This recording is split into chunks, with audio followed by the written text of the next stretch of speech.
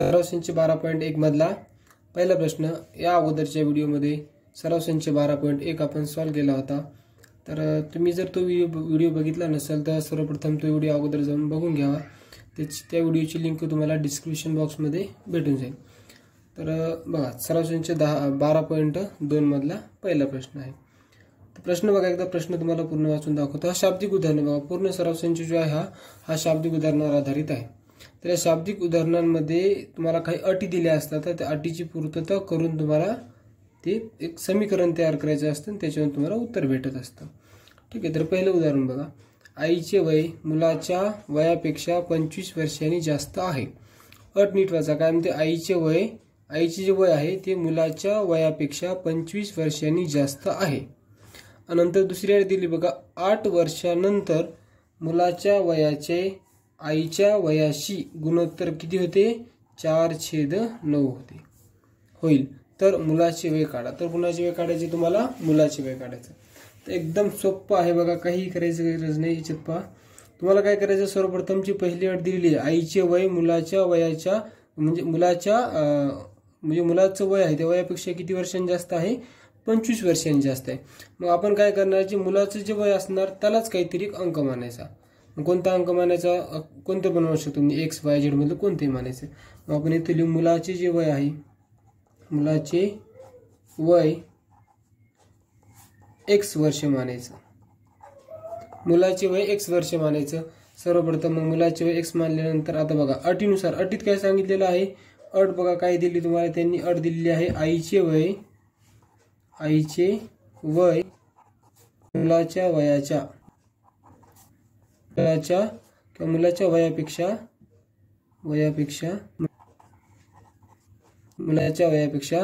25 वर्षांनी जास्त आहे, 25 आहे। तर मग या अटीवरून काय होणार बघा, आईचे जे वय आहे ते लिहिणार आपण, आईचे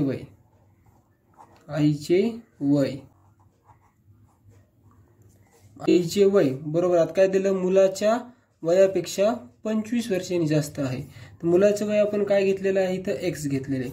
मग याच्यापेक्षा किती वर्षांनी जास्त आहे, 25 वर्षांनी।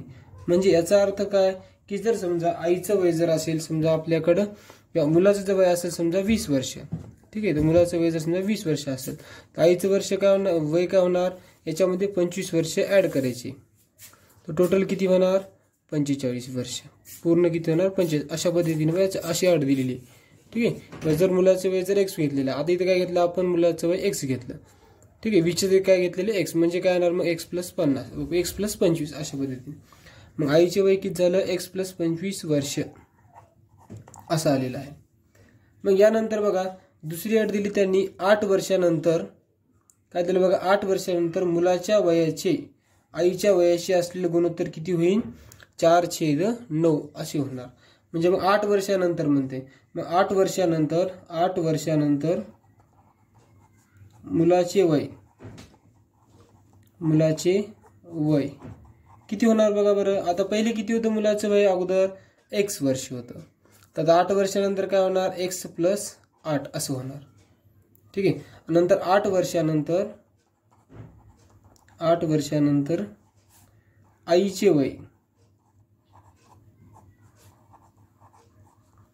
वय काय, अगोदर काय होतं, आईचं वय X+25 होतं। आता याच्यामध्ये काय होतंय, आईचं वय काय होतं, आता 8 वर्षानंतर जे आहे ते दोघांचं वय काय होणार ते बघायचं आपल्याला। आता पहिले किती होतं बघा, आईचं वय X+25, त्याच्यामध्ये किती ऍड करायचे आपल्याला, +8 ऍड करायचे। पहिले बघा मुलाचे जे वय होते त्याच्यामध्ये किती ऍड केले आपण, 8 ऍड केले होते, मिळवले होते। इथं सुद्धा काय करायचे, जे आईचं वय आहे X+25 याच्यामध्ये 8 ऍड करायचा आहे। मग अशा पद्धतीने बघा, इथं पुढे काय होणार, X प्लस हा 25 + 8 या दोघांची आपल्याला करायची असते बेरीज। ठीक आहे, मग इथं काय होणार बघा, उत्तर X प्लस हे 25 आणि 8 दोघांची बेरीज करा, तर 25 आणि 8 होतात 33। तर आपल्याला किती भेटलं, X+33 हे आलं कधी, 8 वर्षानंतर आईचे वय। ठीक आहे, 8 वर्षानंतर आईचे वय आलेलं आहे, हे आहे मुलाचे वय 8 वर्षानंतर अशा पद्धतीने। मग त्यांनी काय सांगितलं की 8 वर्षानंतर मुलाचे वय बघा, 8 बघा, 8 वर्षानंतर मुलाच्या वयाचे आईच्या वयाशी असलेले गुणोत्तर किती होते, 4/9 असे होते. मग आपण वरती कोणाचं वय घेणार? मुलाचं वय. मुलाचं वय काय आहे आपल्याकडे? एक्स प्लस 8 आणि आईचं वय किती आहे आपल्याकडं? एक्स प्लस 33 बरोबर. यांचं वयांचं गुणोत्तर किती होते? 4/9. मग आपण इथं असं लिहायचं 4/9. मग इथं होते दोघांचा तिरकस गुणाकार, याचा याच्यासोबत गुणाकार करायचा आणि याचा याच्यासोबत, याने याला गुणायचं. इथे येणार 9 कंसामध्ये एक्स प्लस 8 बरोबर. इथे येणार 4 कंसामध्ये एक्स प्लस 33 असं करायचं. या दोघांचा गुणाकार करून घ्यायचा. बघा आता कसा गुणाकार करायचा? यानी हे जे दिसते या अंकाने या दोघांमध्ये गुणाकाराचे चिन्ह असते, या दोघांमध्ये गुणाकाराचे चिन्ह असतं. या 9ने एक्सला गुणायचं, नंतर याच 9ने या 8ला गुणायचं. इथे पण 4ने एक्सला गुणायचं, या 4ने 33ला गुणायचं. मग गुणल्यानंतर जे आहे काय उत्तर येतं बघा तुम्ही सर्वांनी.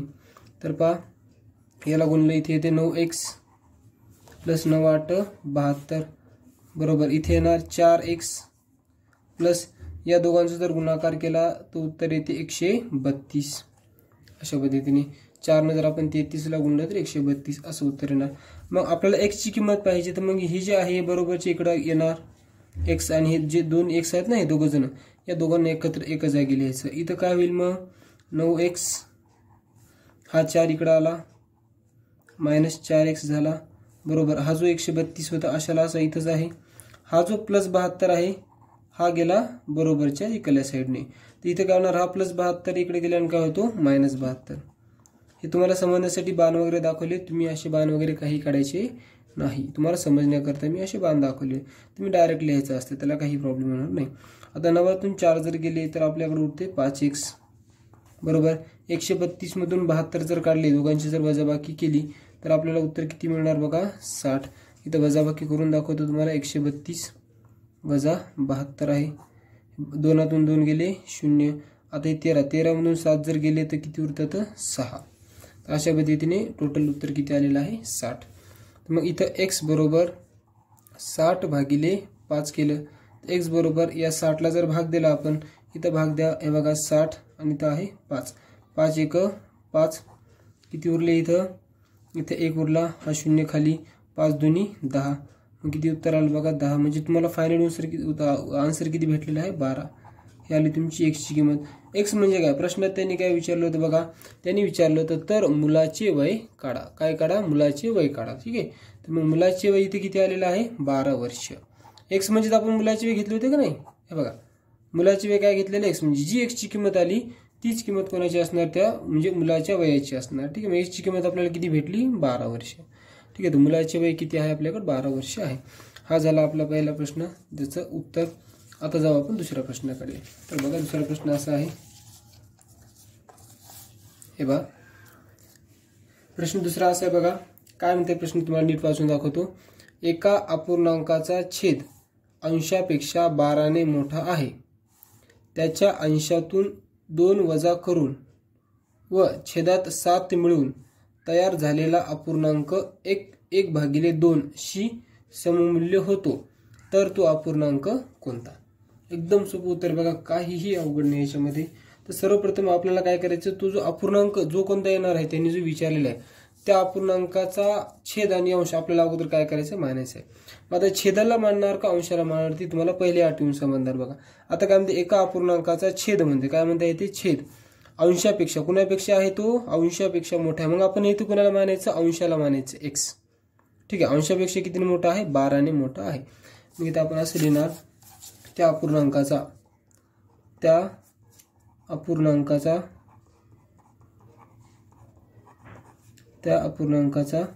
आपण काय म्हणणार? अंश. ठीक आहे. अंशापेक्षा म्हणते ना ते, मग अंश x मानू. काय मानू? x मानू. मग त्या अपूर्णांकाचा अंश आपण मानला x. मग आता त्यांनी जी अट दिली, एका अपूर्णांकाचा छेद अंशापेक्षा 12ने मोठा आहे. मग इथं छेद काय होणार बघा? छेद बरोबर अटीनुसार काय? छेद काय होणार? अंशापेक्षा 12ने मोठा. अंशाला मानला आपण x. मग x प्लस किती घेणार? 12. ठीक आहे. तर x प्लस किती आले? 12. हा झाला तुमचा छेद. या अशा पद्धतीने छेद आलेला आहे. आता बघा पुढे काय करायचं आहे बा? आता त्यांनी दुसरी अट दिली, त्याच्या अंशातून काय केलं बघा? त्याच्या अंशातून 2 वजा करून व छेदात 7 मिळवले. आता अंशात आणि छेदात यांच्यामध्ये काय एक क्रिया केली. काय क्रिया केली बा? अंशातून किती वजा केले? 2 वजा केले. आणि हे बघा 2 वजा केले आणि छेदामध्ये किती मिळवले 7 मिळवले. मग आपल्याला नवीन अंश आणि नवीन छेद भेटणार. मग नवीन अंश काय येईल बघा, नवीन अंश काय भेटणार, अंशातून किती वजा करायचे आपल्याला 2 वजा करायचे. अगोदरचा अंश काय होता x, याच्यामधून 2 वजा करायचे आहे तर मग इथे करणार x - 2 असं लिहायचं. नंतर नवीन छेद काय आहे तर बघा नवीन छेद अगोदर छेद काय होता x + 12. आता त्याच्यात त्यांनी काय सांगितलं बघा छेदात 7 मिळवले. छेदामध्ये काही किती मिळवायचे आहेत आपल्याला 7 मिळवायचे आहेत. मग आपल्याकडे छेद आहे x + 12. याच्यामध्ये डबल किती मिळवायचे आपल्याला 7 मिळवायचे आहेत. हे 7 मिळवले आपण. मग 7 मिळवले तर फायनल आन्सर काय होईल बघा, x हा 12 आणि हा 7 दोघांची होती बेरीज. 12 आणि 7 होऊ लागली पूर्ण आपल्याकडे 19. 12 आणि 7 19 अशा पद्धतीने x प्लस किती आला 19. हा झाला आपला नवीन छेद. जेव्हा त्यांनी अट दिली बघा त्याच्या अंशातून 2 वजा केले, अंशातून आपण 2 वजा केले आणि छेदात 7 मिळवले, छेदामध्ये 7 मिळवले. हा छेद होता, या छेदामध्ये हा 7 मिळवला बघा, हा 7 मिळवला. 7 मिळवल्यानंतर असं उत्तर येणार. मग आता त्यांनी काय सांगितलं, असं केल्यानंतर जो झालेला अपूर्णांक असणार, आता जो अपूर्णांक होईल तो कशाशी सममूल्य असणार, x 1/2 सममूल्य. सममूल्य म्हणजे दोघांमध्ये बरोबरचे चिन्ह घ्यायचं असतं.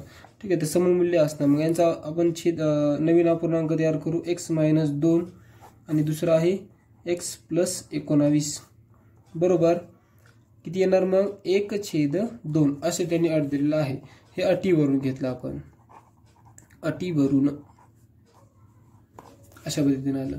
मग अटीवरून अशा पद्धतीने आल्यानंतर या दोनचा म्हणजे ही जी दिलेली x - 2 आणि या दोनचा गुणाकार करायचा, x + 19 या दोघांचा गुणाकार करायचा, याला गुणायचं. इथं मांडणी करा 2 कंसामध्ये x - 2 आणि बरोबर चिन्ह करून 1 कंसामध्ये x + 19 असं येणार. मग याला मदत गुणा, यानी पण याला मदत गुणा. इथं काय उत्तर येतं मग 2 याला गुणलं तर येते 2x मायनस यानी याला गुणलं तर येते 4 बरोबर. यानी याला गुणलं x प्लस 1 ने 19 ला गुणलं 19 अशाला असे. मग आता आपल्याला x ची किंमत काढायची. आता हे जे 2 आहे 2 आणि x दोघं जण एकमेकांसोबत गुणाकार करत आहेत. ठीक आहे, आपल्याला x ची किंमत काढायची. मग त्यासाठी अगोदर या x ला इकडे पाठवून देऊ. x एका साईडला संख्या घ्यायची आणि जे अशा अंक असतात स्थिर अंक जे असतात त्यांना एका साईडला घ्यायचे आपल्याला. मग इथे आपण 2x - x बरोबर इथे लिहिणार आपण 19. हा जो -4 होता इकडून काय झाला तो +4. मग 2 मधून 1 गेला किती उरतो 1x. बघा हे जे दिसतं ना हा 2 आणि इथं असतो 1 असतो. मग 2 मधून 1 गेला किती उरला 1x बरोबर. 19 आणि 4 दोघांची बेरीज करा, 19 आणि 4 होतं तर 23. ठीक आहे, तर अशा पद्धतीने आपल्याला x ची किंमत भेटली. x बरोबर मिळालेला आहे आपल्याला 23. ही भेटली तुम्हाला x ची किंमत. पण तो अपूर्णांक आला का आपल्याला अजून नाही. x म्हणजे काय आहे आपला तो अंश आहे. मग अंश भेटला तुम्हाला. अंश बरोबर काय आहे बघा x बरोबर किती 23 आला. नंतर छेद काय येणार तर छेद बघा छेद आहे आपल्याकडे x + 12. हे बघा x + 12. तर इथं काय करणार आपण x ची किंमत आली 23. 23 + 12 या दोघांची बेरीज करा. 2 आणि 1 3 3 आणि 2 5 होऊ लागले. 2 आणि 1 होता तर 3. तर टोटल उत्तर किती आलेलं आहे 35. याला तुमचा छेद. मग तो अपूर्णांक कोणता येणार तो अपूर्णांक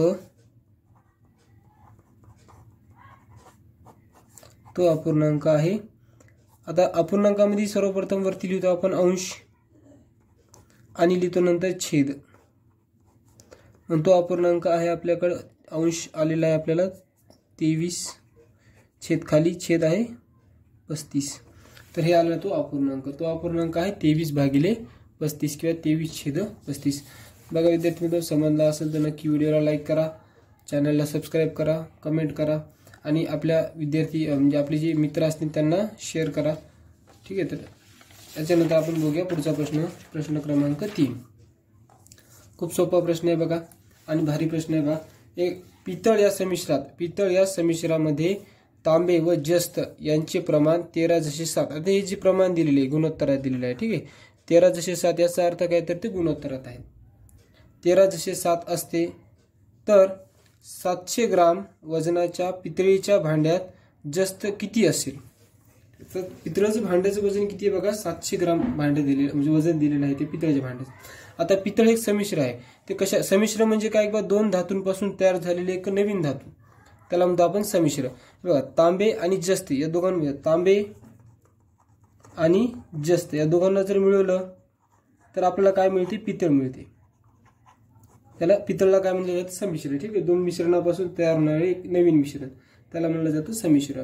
ठीक आहे, तर याच्यामध्ये या पितळाच्या याच्यामध्ये तुम्हाला प्रमाण दिलं बघा, तांब्याचं आणि जस्ताचं दोघांचं प्रमाण दिलेलं आहे. काय दिलेलं आहे, 13:7. हे वजनात प्रमाण आहे. आता प्रमाणाला म्हणजे आता त्याला कसं करायचं बघा, इथे लिहिलं आपण तांबे जसे जस्त असं लिहायचं. या दोघांच्या वजनाचं प्रमाण दिलेलं आहे 13:7. असं गुणोत्तर आल्यानंतर याची एक समानपट मानायची. समानपट. आता समानपट काय असते, तर समानपट म्हणजे या दोन्ही अंकाला एक गुणणारा समान अंक. ठीक आहे, या अंकाला पण आणि या अंकाला एक समान अंक असतो जो पटीत असतो. पटीत म्हणजे गुणाकारात असतो. ठीक आहे, म्हणजे कसं बघा, आता समजा इतर तुम्हाला सांगतो, आपण जर समजा 1:2 असं जर गुणोत्तर घेतलं तर बघ याला आपण असं लिहिणार 1/2. मग याच्यामध्ये एक समान अंक जर घेतला आपण, समजा याला 3 ने गुणलं, इथं पण 3 ने गुणलं, हा समान अंक झाला. इथं काय उत्तर येते 3, खाली 3 2 6. याला जर आपण पूर्ण डबल भाग दिला तर उत्तर किती येणार आहे, 1/2 येणार आहे. ठीक आहे, पण हा जो 3 डबल आला नाही येतं, मग हे जे अंक आहे यालाच काय म्हणलं जातं, समानपट म्हणलं जातं. मग इथं आपल्याकडे समानपट आपण काय मानलेली आहे, x मानू. समानपट जर आपण x मानली तर मग तांब्याचं आणि जस्ताचं दोघांचं पण वजन भेटतं. इथे आपण मग तांब्याचे वजन बरोबर किती येणार आहे, 13 सोबत x मिळवायचा, इथे येणार मग 13x ग्राम. नंतर येते त्याच्यानंतर येते जस्ताचे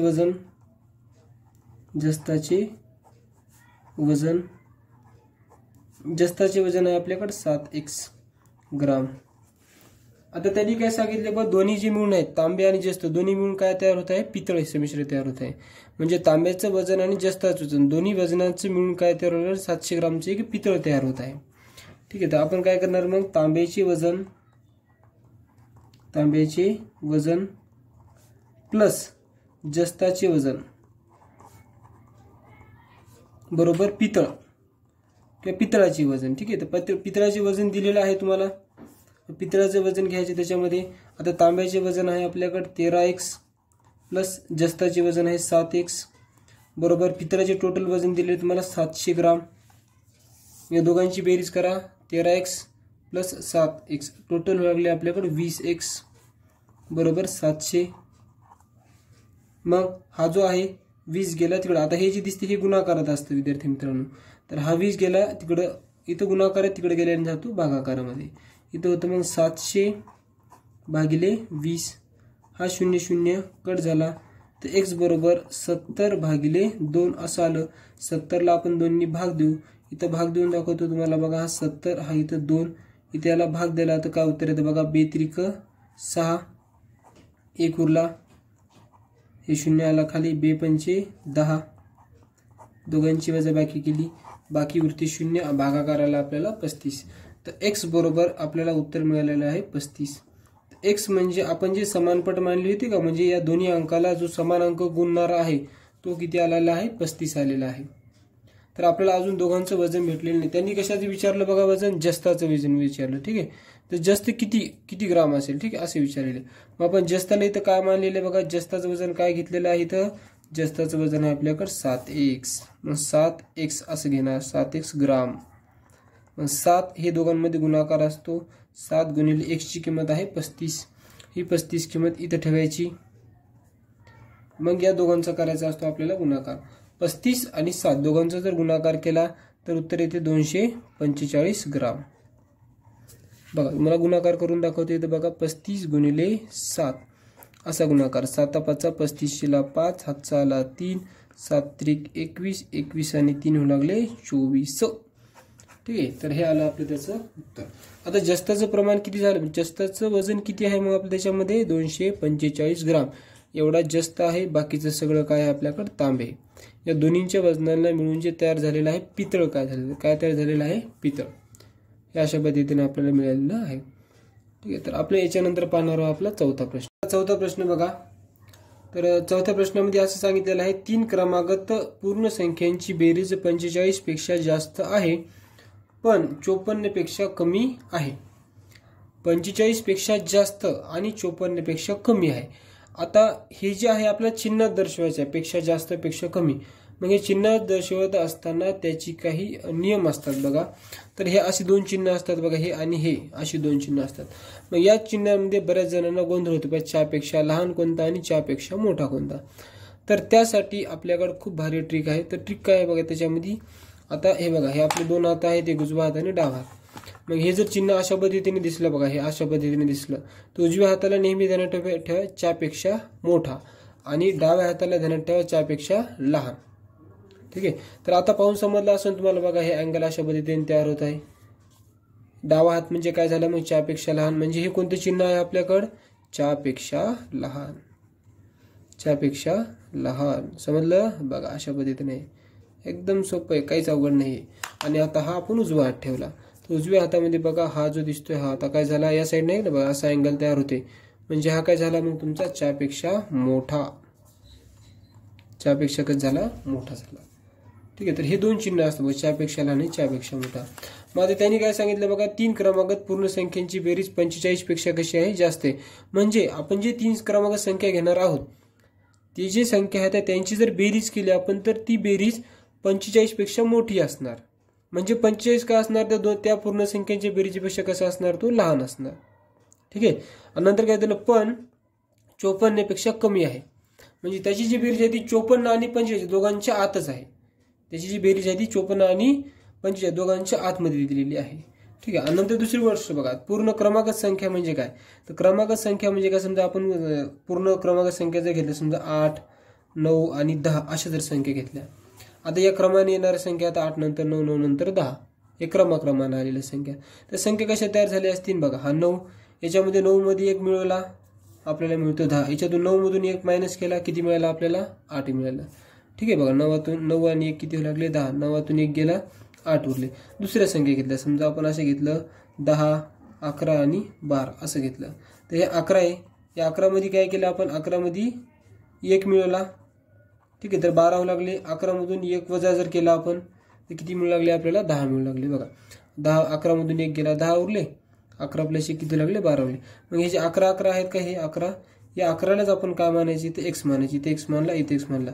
तसं हे क्रमांक संख्या कशा तयार होतील बघा, इथं एक्स आहे, इकडे त्याच्यामध्ये प्लस 1 ॲड करायचा आणि एक काय करायचं, 1 मायनस करायचा, एक्स मायनस 1 करायचा. तर अशा पद्धतीने तुम्हाला 3 क्रमांक संख्या भेटतात. मग या 3 क्रमांक संख्या दिलेल्या आहेत.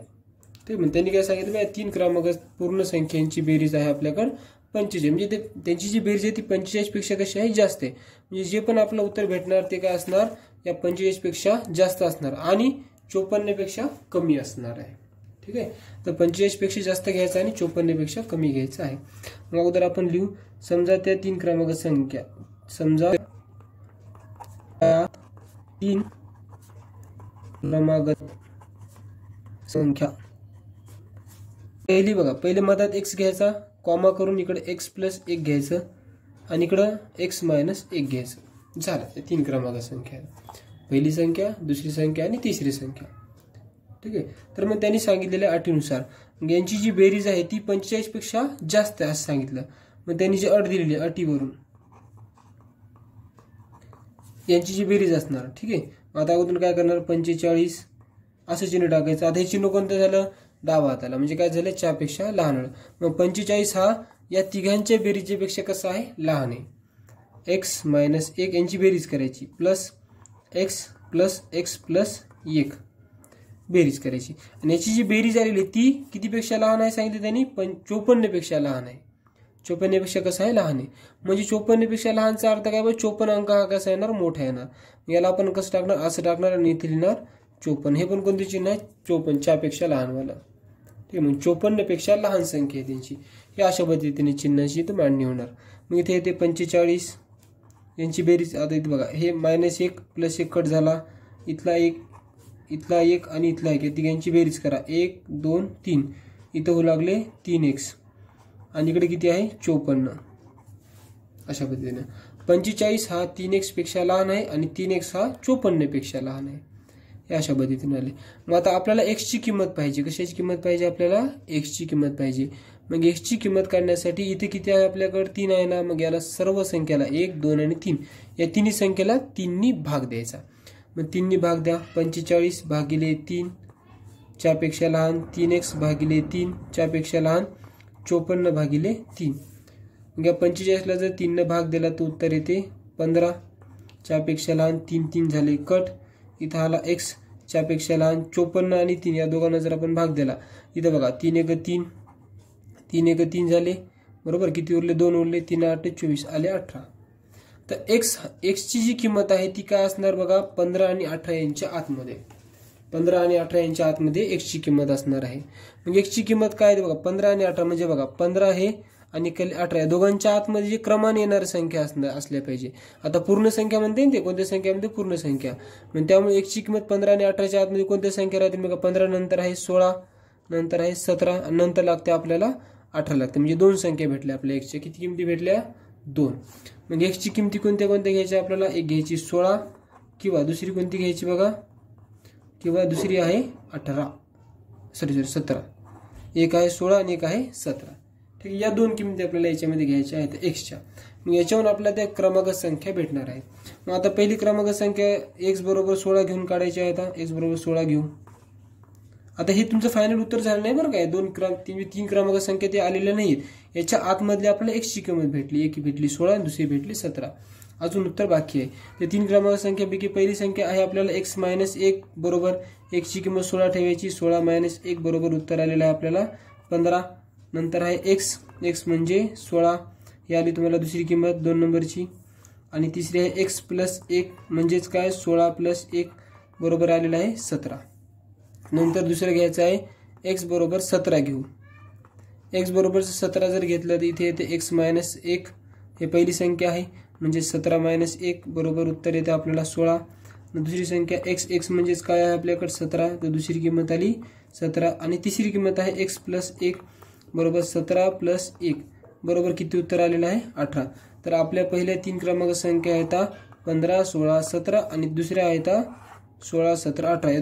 या दोघांपैकी म्हणजे हे पण उत्तर आहे आणि हे पण उत्तर आहे. ठीक आहे. तर अशा पद्धतीने आपल्याला उत्तर भेटलेलं आहे. तर व्हिडिओ जर आवडला असेल तर व्हिडिओला नक्की लाईक करा, चॅनलला सबस्क्राईब करा आणि आपल्या मित्रांसोबत हे व्हिडिओ शेअर करा, जेणेकरून त्यांना सुद्धा या व्हिडिओबद्दल माहिती होईल आणि त्यांना सुद्धा हे गणित अगदी सोप्या पद्धतीने समजून येतील. याच्यानंतर जर दुसरा पार्ट येणार आहे, थोड्या दिवसात मी दुसरा पार्ट पण टाकतो. हे 4 प्रश्न आहेत तर दुसरे 4 प्रश्न हे 4 पार्टमध्ये तुम्हाला सर्व प्रश्न डिवाइड केलेले असतील प्रत्येक व्हिडिओमध्ये. ठीक आहे. तर विद्यार्थी मित्रांनो, व्हिडिओ आवडल्यास नक्की व्हिडिओला लाईक करा.